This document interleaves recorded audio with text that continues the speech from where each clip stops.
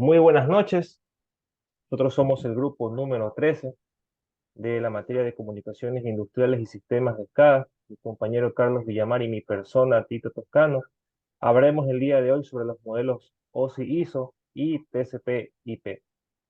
Para empezar, vamos a hablar acerca de este modelo OSI-ISO. Vamos a explicar de dónde salió, ¿sí? Nosotros sabemos de que, bueno, hay una organización internacional de estándares, eso es lo que se conoce como ISO.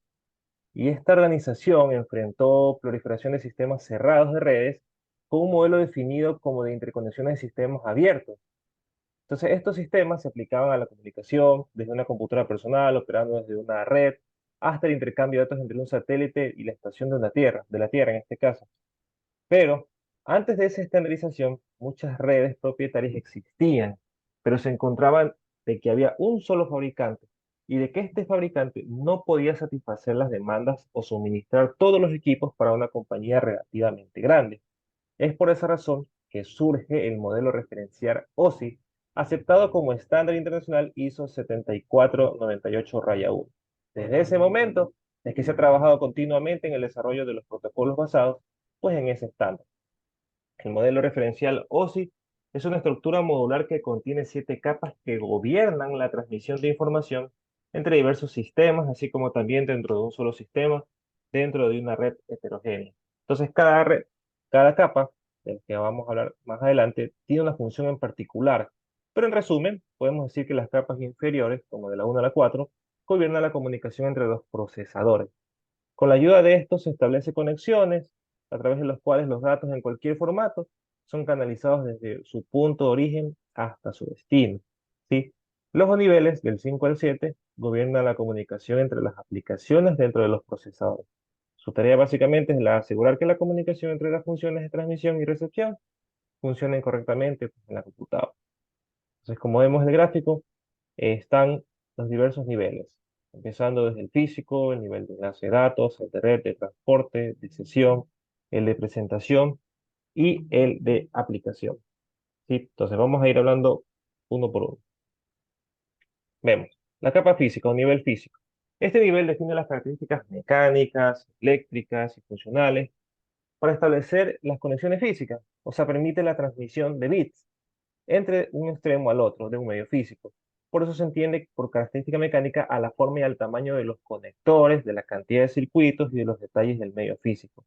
Entre estas características eléctricas son los niveles de voltaje utilizados para representar las señales lógicas y la impedancia de los conductores, etc. Y las características funcionales, pues, es la que encontramos la velocidad de transmisión y la función de cada circuito.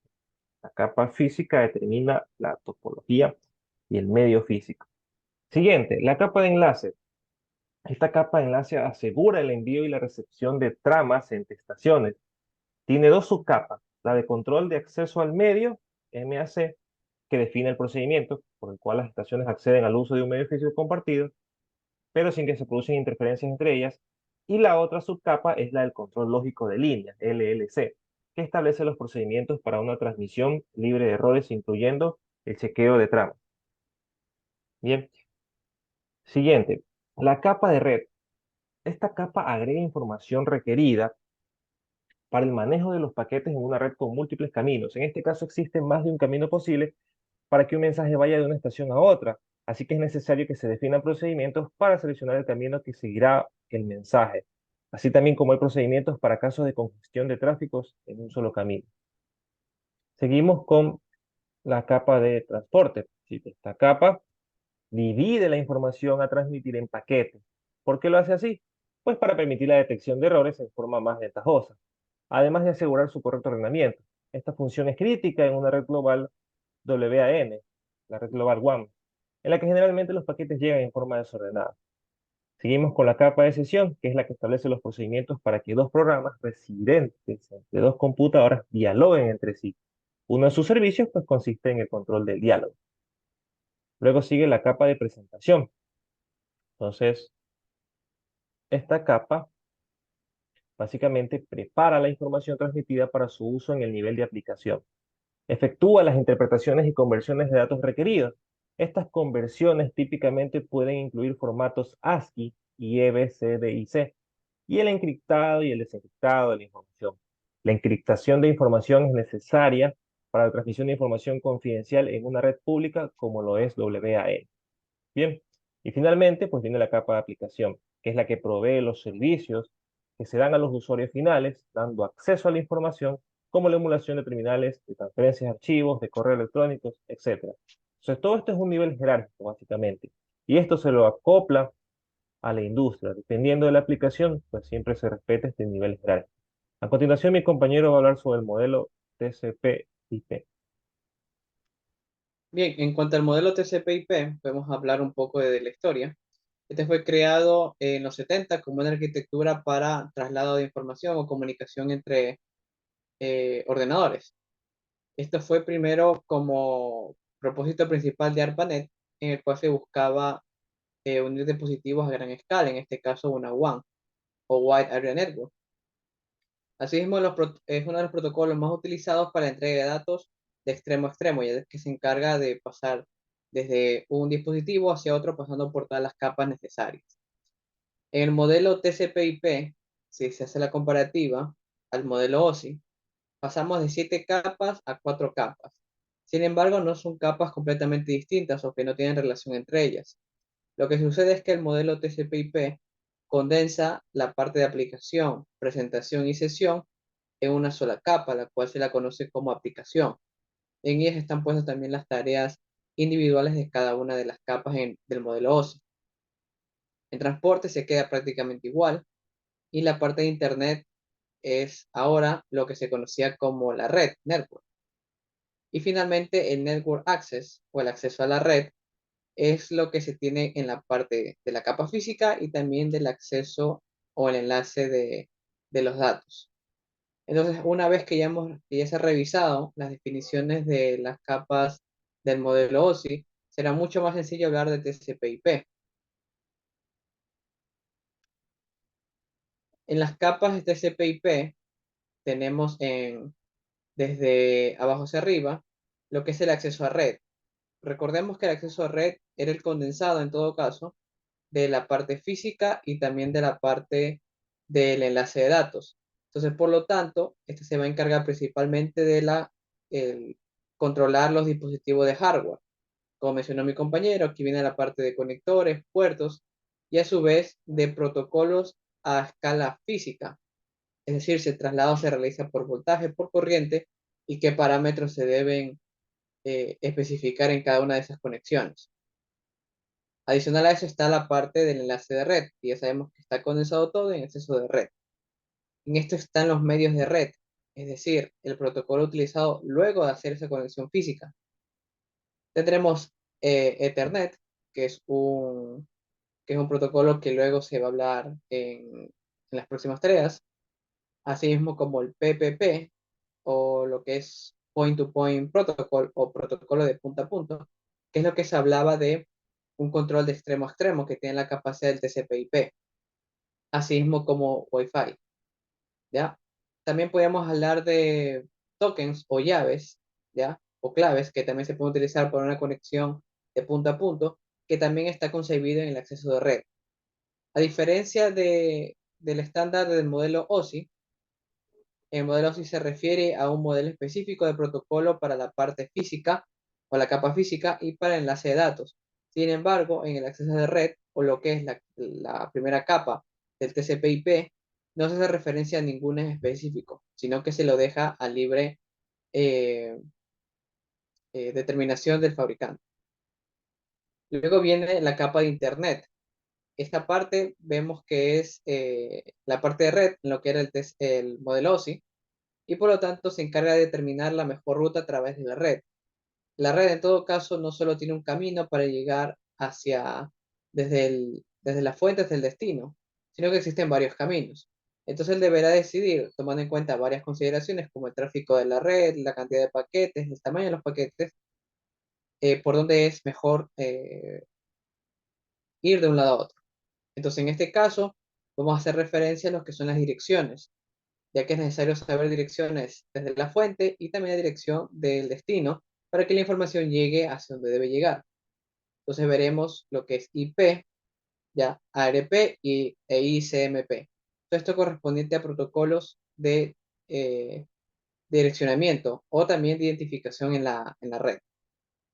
En la capa de transporte se va a tener que permite la comunicación de dispositivos de redes distintas, por ejemplo, TCP o UDP.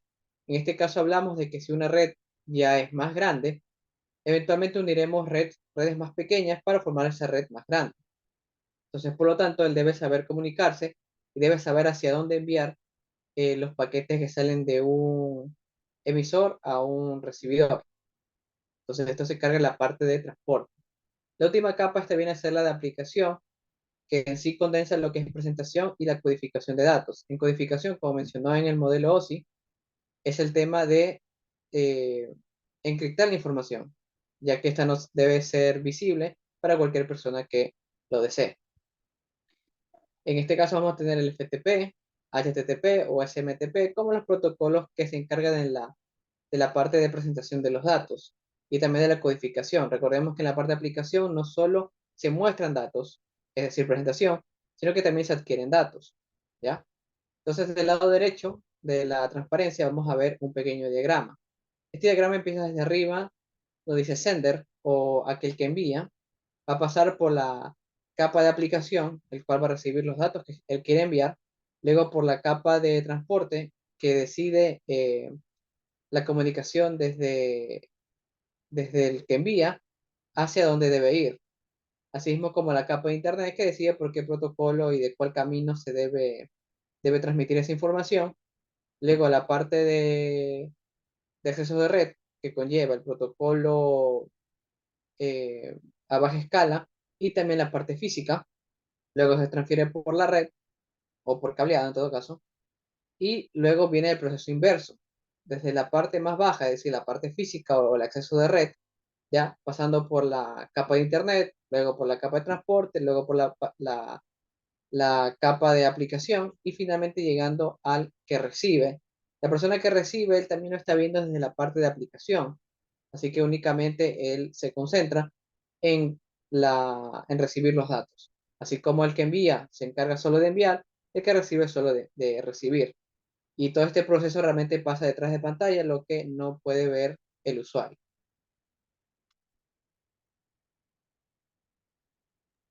Bien, entonces una vez ya hablado acerca de los modelos ISO y TCP, vamos a hablar acerca de las similitudes, ¿no? De las diferencias que hay. Si bien es cierto, ambos procesos, bueno, el TCP tiene menos capas que el ISO, sin embargo, siempre se necesita el envío de datos y al final va a ser la aplicación. O sea, lo que sucede en medio, pues son cosas que ya la industria, de acuerdo a la aplicación, lo hará de forma diferente. Pero el inicio y el fin siempre es el mismo. Entonces, como similitudes podemos encontrar el siguiente. Dados que ambos se dividen en capas, ¿sí? Uno tiene varias capas, el otro tiene mucha menos. Ambos tienen capas de aplicación, en efecto, porque eso es lo que nosotros necesitamos a nivel industrial, una aplicación en sí, si no, no tendría sentido. Ambas tienen capas de transporte y de red similares, y esto es porque obviamente las redes conocidas que tenemos actualmente, pues son las que se usan en ambas topologías. Se supone que la tecnología es de conmutación por paquete, no de conmutación por circuito. Los profesionales de networking deben conocer ambos. Exacto, hoy en día, donde las industrias tienen diversas aplicaciones, pues es ahí donde el ingeniero a cargo pues, debe conocer un poco de cada cosa, de todo un poco, pues no solamente enfocarse en una sola, pues, sino saber de todo y estar constantemente actualizándose. Diferencias. TCP combina las funciones de la capa de presentación y de sesión en la capa de aplicación. Combina las capas de, como decía, TCP combina las funciones de las capas de presentación y de la sesión de la capa de aplicación, así como la capa de enlaces de datos con la capa física del modelo OSI en una sola capa. Entonces, pues esta es la razón por la cual hay menos capas en el modelo TCP, es a base de la combinación de algunas capas, como no abarcar todo, sino que usar lo más importante de esas capas y hacerlas una sola y utilizarlas para el beneficio de la aplicación. TCP parece ser más simple porque tiene menos capas, pero es obviamente porque están combinadas y resumidas. Los protocolos TCP/IP son los estándares en torno a los cuales se desarrolló la Internet, de modo que la credibilidad del modelo se debe en gran parte a sus protocolos, en comparación a las redes típicas no se desarrollan normalmente a partir de un protocolo OSI, aunque el modelo OSI se usa como guía.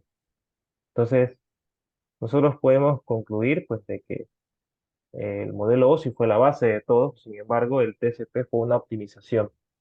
Pues si hoy en día usamos ese modelo, ese nivel jerárquico para efectuar una aplicación a nivel industrial, pues, esa es la razón por la cual obtenemos éxito y logramos lo que queremos y se cumplen los objetivos. Entonces, eso es lo que queríamos exponer el día de hoy sobre los modelos OSI y TCP.